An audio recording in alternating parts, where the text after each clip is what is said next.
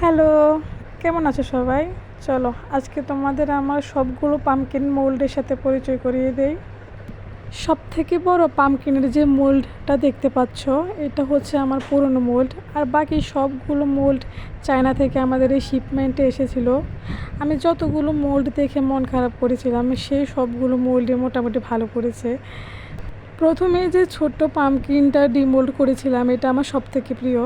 যদিও এটার ভিতরে কোনো স্পেস নেই, কিন্তু এটা সাজিয়ে রাখার জন্য একদম পারফেক্ট একটা পামকিন। আমার পুরনো মোল্ডের থেকেও এই নতুন মোল্ডগুলো ডিমোল্ড করা একটু ইজি, পুরনোটা একটু হার্ড।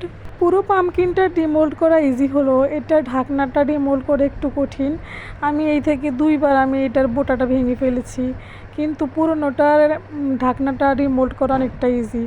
তবে পামকিনটা সুন্দর বলতে গেলে পুরনো বলো নতুন বলো সবগুলোই আমার কাছে ভালো লেগেছে। পামকিন বলতেই সুন্দর। তোমাদের কাছে কোন পামকিনগুলো বেশি ভালো লেগেছে আমাকে কমেন্টে অবশ্যই জানাবে।